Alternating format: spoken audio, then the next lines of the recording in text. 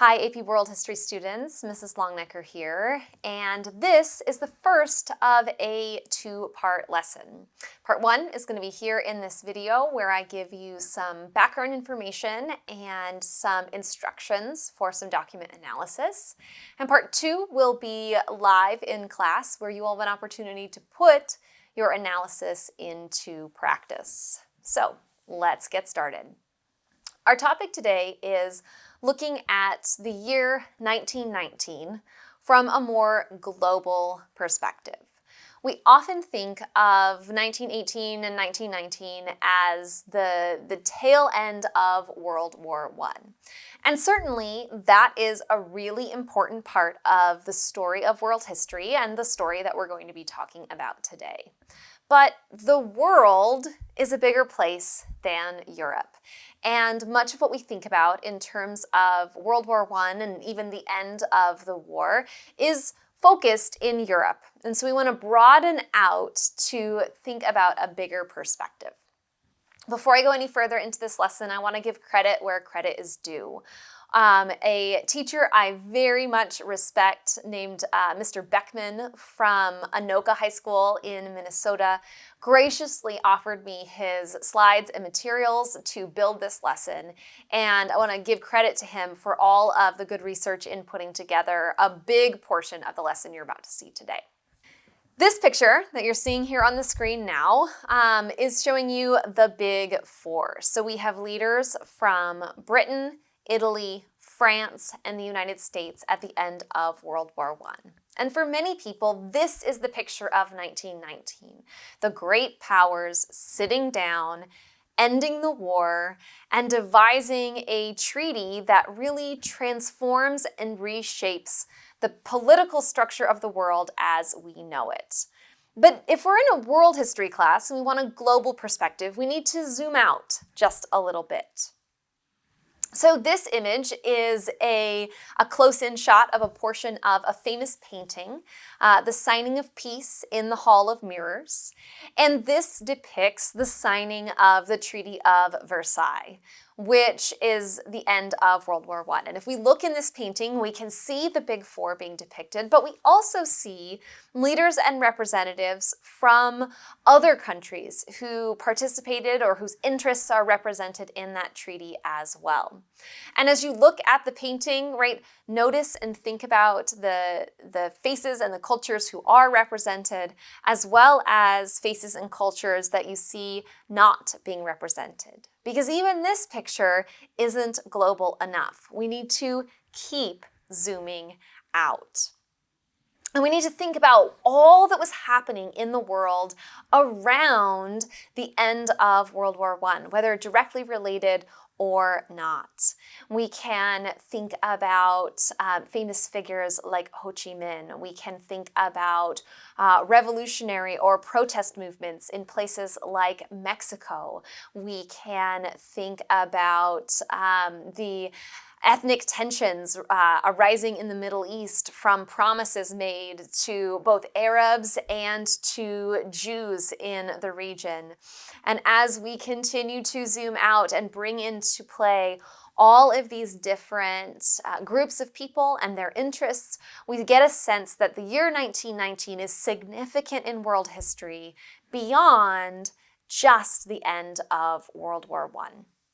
And to best understand this, it's helpful to do some contextualization. So let's place 1919 in its context in world history.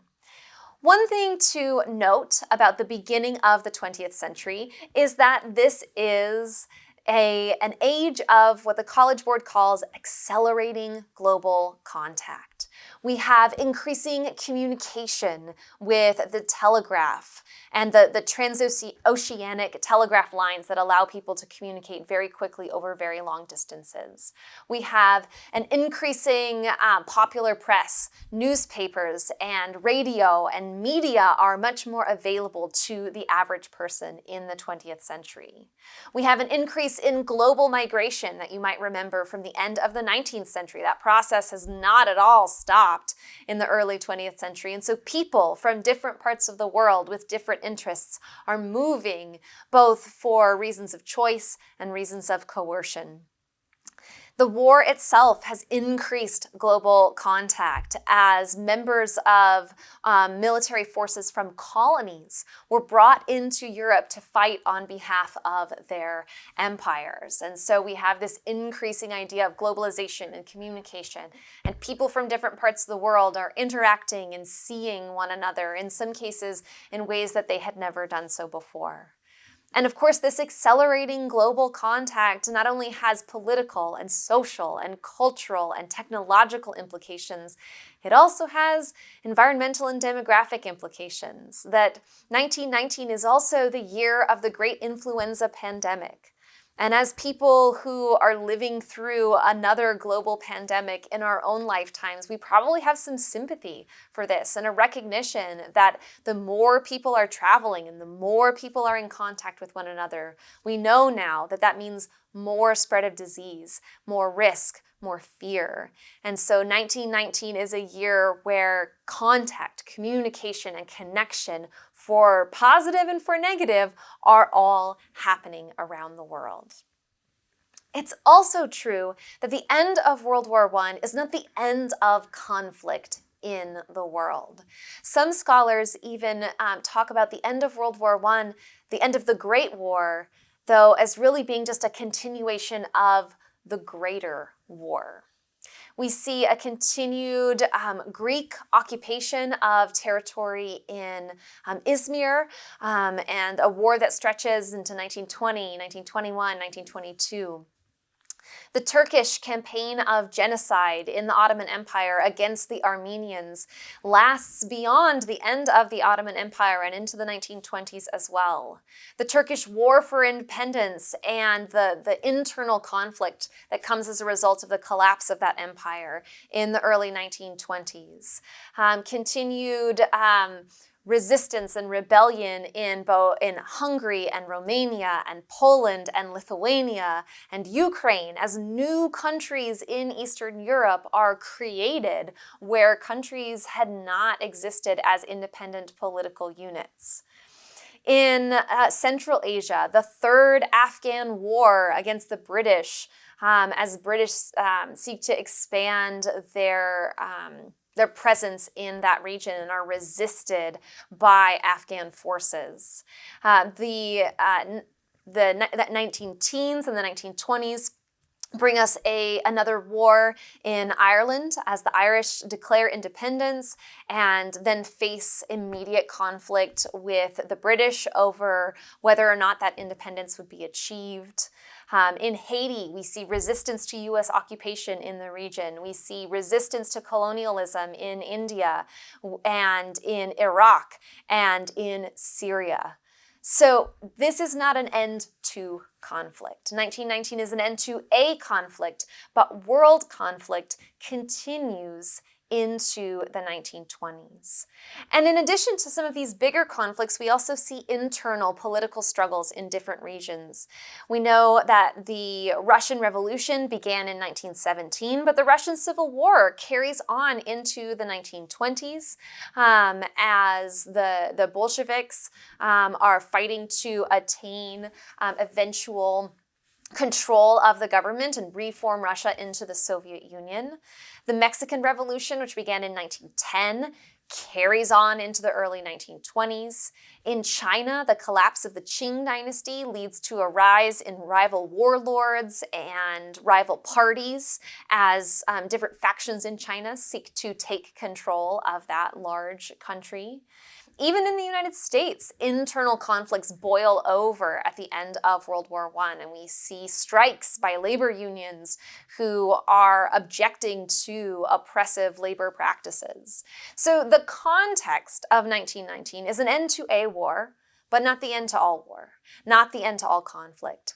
And it is all under this bigger context of increasing connection between different peoples around the world.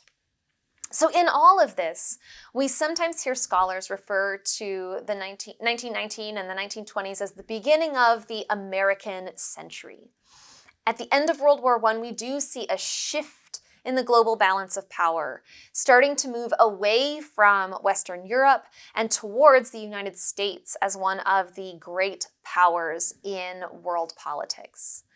There are perceptions among some colonized peoples that the United States represents the best of the West, if you will. And the face of this new kind of US power and influence in global affairs is President Wilson. And President Wilson had some very grand ideas at the end of World War I about how to bring peace, and in particular, how to bring lasting peace. And so he makes a pretty famous speech to Congress, his 14 points for peace. And these 14 points for peace are presented to first the American people, but then brought to the signing of the treaties that ended World War I in Versailles. And these 14 points really represent the kind of quintessential American ideal of peace in this time. It's worth noting, not everyone in the United States agreed with these 14 points, but Wilson, as the face of this kind of progressive American ideal, presented these to the world as the voice of the United States. So I'm going to have you pause the video right here, and you're going to go and read Wilson's 14 points so that you get a sense of what was he talking about? How did President Wilson intend to bring lasting peace?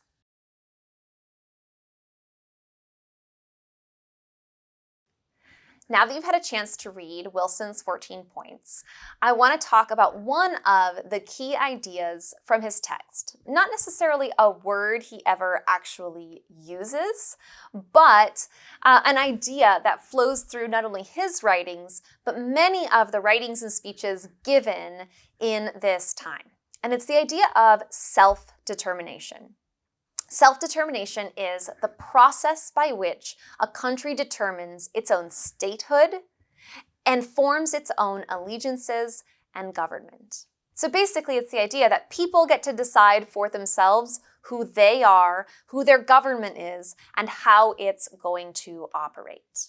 And this wasn't a new idea. In 1917, the Russian Provisional Government had declared peace on the basis of the self-determination of peoples. Leon Trotsky, a famous Marxist, demanded that the Allies give the right of self-determination, and he specifically listed a number of places, including Ireland, Egypt, India, Madagascar, Indochina, etc.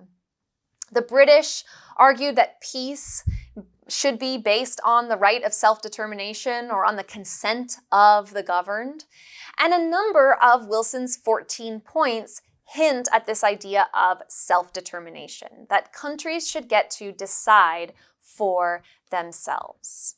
There is a movement afoot amongst many groups of people to suggest that people who live in a place should have a say in how that place is governed. I want to give you an example of this. In 1918 in China, there was the May 4th movement. Crowds in Beijing celebrated the armistice. Many carried banners with Wilsonian slogans that said things like World Unity, which is the banner you see here circled in red, or the green banner that says Make the World Peaceful. They supported many of the policies from the Treaty of Versailles, including the formation of the League of Nations. They were hoping that the world would be made safe for democracy. And in particular in China, we see people hopeful that Japan would be forced to vacate occupied Chinese territory. This movement for self-determination was seen not just as a way to end the war in Europe, but as a path forward around the world for different groups of people who saw themselves as being under oppression. The German territories were stripped away in China. The Japanese territories not stripped away right away. The Japanese in particular were allowed to maintain occupation of Shandong, and this led to nationwide protests in China against what they saw as the failure of these peace treaties to bring them real peace and to bring them self-determination. So your task now is to look more deeply into the specific needs, desires, and ideas around the idea of self-determination in a particular place. You're going to go into Schoology and you're going to see pre-assigned for you a primary source from one of several parts of the world where self-determination was a major movement in 1919. And I want you to read through that source. Take note of language used in that source that relates back to Wilson's 14 points. How do you see similar language being used by different groups? Take note of the particular demands or desires that this author or group is representing. What is it that people from this part of the world want? And if you can, think back to previous parts of world history and see, what do you already know about this part of the world? Who controlled this part of the world, and from whom might these people be demanding their self-determination? Does that have an influence on the way that they speak? Or does it have an influence on the particular needs or desires that this group might have? When we come together live in class, we're going to have the opportunity to discuss these sources and to do a little bit of creative work with them. So I hope that this lesson has given you a sense of the context of 1919, the context of the peace treaties, the idea of self-determination, the Wilsonian language, and the vision from the United States of a progressive development toward self-determination, independence, and even democracy around the world. And now you're getting the opportunity to see the ways in which different people around the world claimed those ideals for themselves. I really look forward to seeing what you make of this, and I'll catch you in the next lesson. Bye!